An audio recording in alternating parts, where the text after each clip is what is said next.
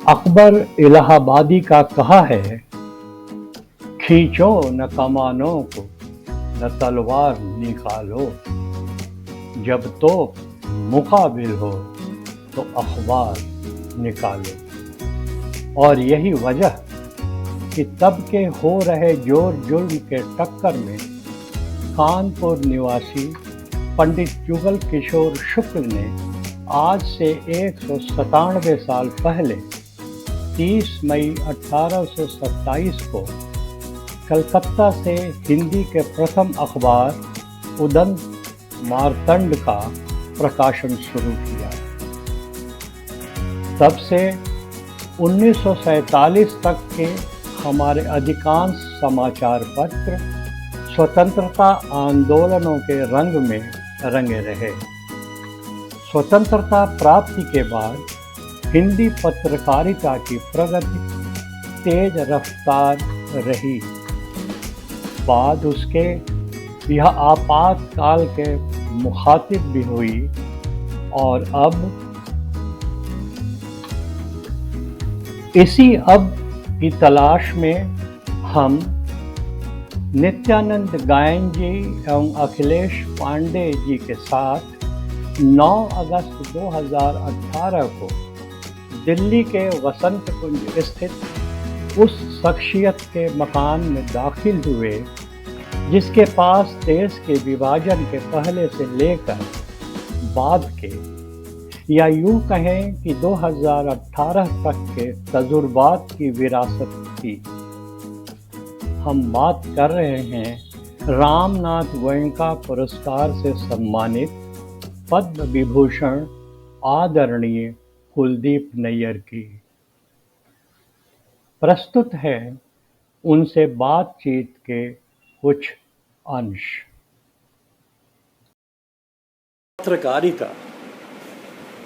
पत्रकारिता में एक चीज़ है कि पहले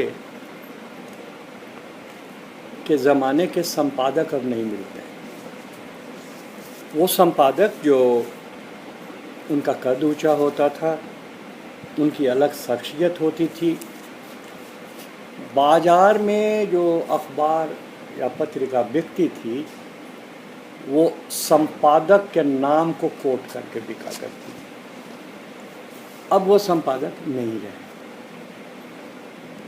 तो ऐसा क्या हुआ जो संपादक नाम की संस्था ही पत्रकारिता से मिला गई?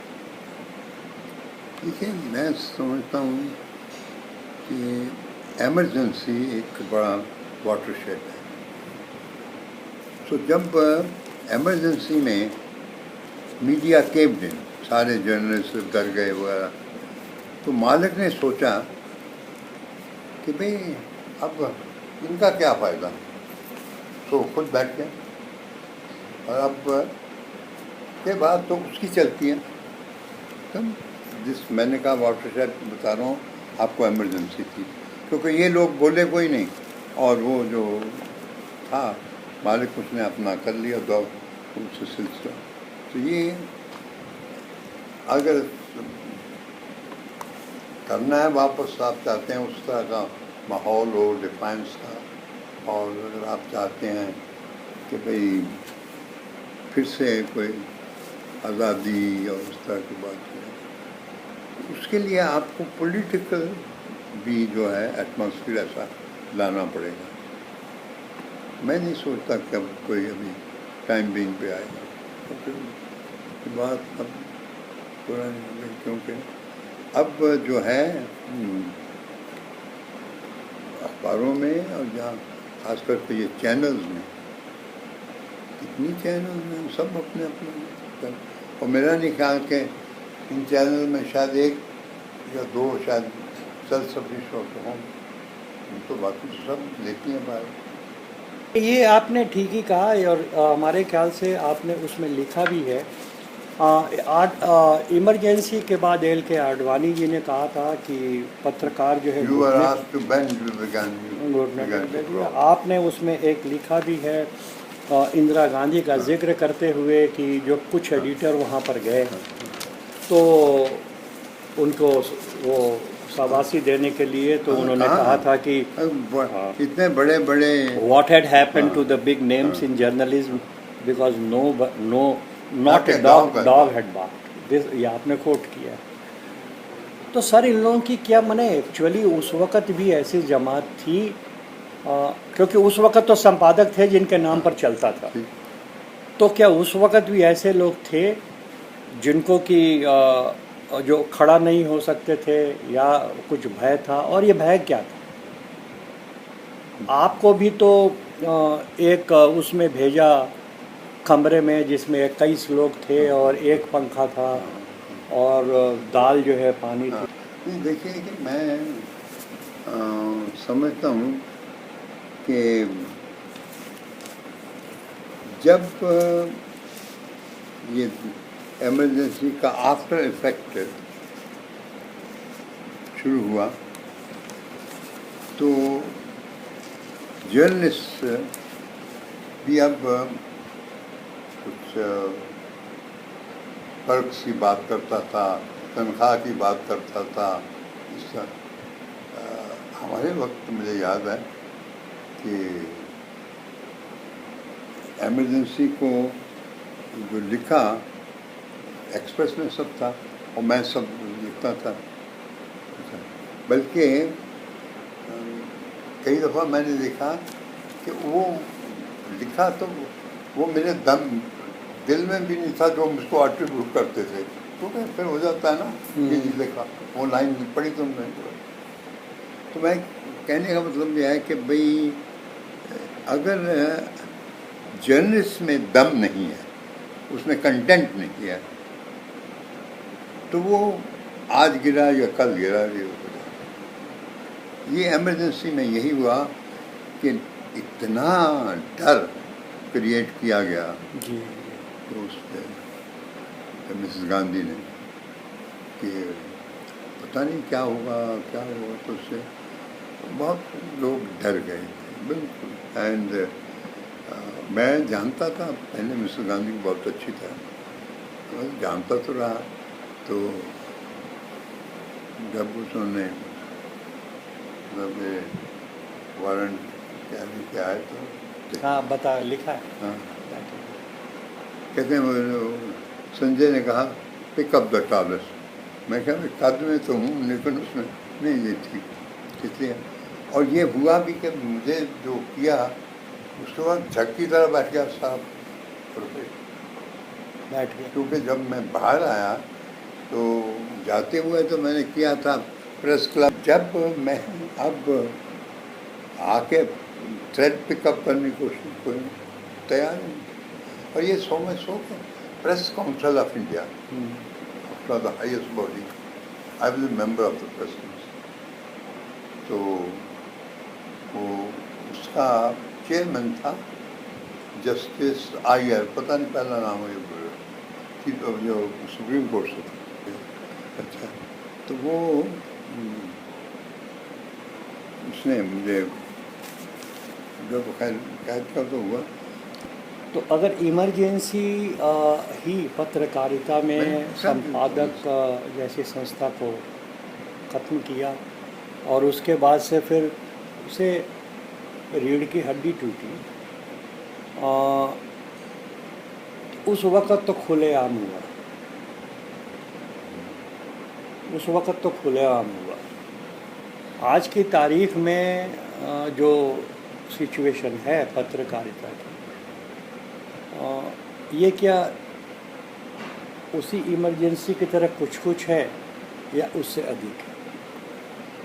देखिए कि ये जो आज हालत है, क्योंकि उन्होंने ये जो लोग हैं they were no part of independence struggle, कहीं थे नहीं और ना ही कोई वो कोशिश करते हैं। तो अगर इंडिपेंडेंस स्ट्रगल में नहीं थे, उस पार से नहीं गुजरे, तो they have no commitment to ये स्कूल वगैरह।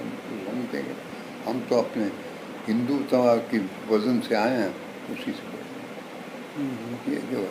और वी रिप्रेजेंट द पीपल, हो ये कौन है? बिल्कुल इलेक्शनों से आए हैं वगैरह।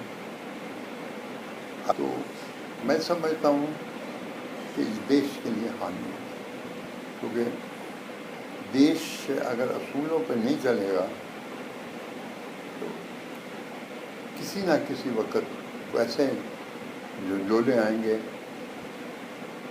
कि बाल्कनाइजेशन। सर लेकिन ये जो अगर पॉलिटिकल आप चीज़ देखेंगे तो मैं मैनिफेस्टो पर नहीं जा रहा, और उसके मैनिफेस्टो की अकाउंटेबिलिटी, रिस्पॉन्सिबिलिटी, सीएसए की रिस्पॉन्सिबिलिटी है छोड़ देता हूँ। एक अभी जो पॉलिटिकल ट्रेंड है वो बेसिकली है परसेप्शनल पॉलिटिक्स, रियलिटी छोड़ करके परसेप्शनल पर है, जहाँ हॉलिस्टिक चीज़ें बिल्डअप हो रही हैं। और दूसरी एक हॉलिस्टिक किया गया कि अब जो है मैं ही हूँ, और आज की तारीख भी वही किया जा रहा है। और आज की तारीख में जहाँ हस्तक्षेप हो रहा है वहाँ पत्रकार को, संपादक को कहा जा रहा है अलविदा। ये जो हॉलिस्टिक जो पॉलिटिक्स का जो गेम है, इसमें मीडिया भी तो कंट्रीब्यूट कर रहा है। तो सर मीडिया भी तब यही मान के चलें कि वो अपना धर्म, चौथा खंबा नहीं निभा रहा है, और फॉर वन और दी अदर रीज़न मीडिया वही कर रहा है क्योंकि मीडिया हाउसेज उसके साथ में हैं, और हाउसेज तो इसीलिए एक वाइस प्रेसिडेंट एक बड़े मीडिया हाउस के उन्होंने कहा है कि editor is a skilled labour. आप तो सुना होंगे, तो editor is a skilled labour, तो बाकी सब हम चलाएंगे। और तो माने मीडिया का रोल अब प्रैक्टिकली नहीं रहेगा, तो कौन सर इस चौथे खंबे का वो करेगा? ये छोटी सच मतलब एज ए मीडिया, लेकिन मीडिया का रोल रहेगा कि यही तो कन्वे करता है कि मेरा आइडिया जो है, अगर ये वो ज़मीन तक नहीं पहुंचता तो फिर मेरा आइडिया क्या है?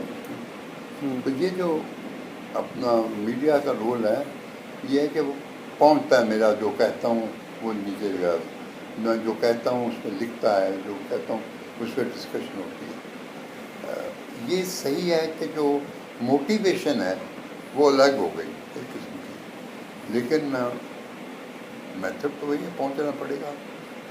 तो जब अगर हम कहें कि जी इसको कुछ और होना चाहिए, तो और के लिए आपको ज़मीन पे उतरना पड़ेगा और फिर लोगों को पास जाना पड़ेगा, समझाना पड़ेगा। जैसे और मीडिया सर ब्लैकआउट कर दे रहा है, गांधी जी थे या तो मीडिया तो ब्लैकआउट कर दे रहा है। हाँ, तो यही ना, क्योंकि अब मीडिया जो है, एक तो चैनल्स हैं, तो चैनल्स मेरा ख्याल है कोई चैनल नहीं कि जो प्रॉपर्टी डीलरों के बगैर काम करता हूँ जी। ऐसा नहीं है।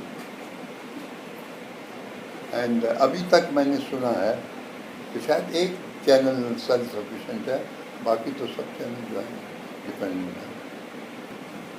प्रिंट मीडिया में सर क्या है, अंग्रेजी का 50% ऑडियंस एक पेपर कवर कर रहा है हिंदुस्तान में, बाकी हिंदी बेल्ट जो है उसमें 2 अखबार, एक ऑलरेडी अपना पंख फैलाया हुआ है, दूसरा जो है उसी के रास्ते चल रहा है। तो आप जो छापेंगे वो मैक्सिमम लोगों तक वही पहुंचेगा पढ़ने के लिए। अगर लिटरेसी रेट बढ़ रहा है, या आप भी देखेंगे तो बाहर के कंट्रीज़ के एडवर्स ट्रेंड में इंडिया में न्यूज़पेपर के सर्कुलेशन बढ़ रहा है।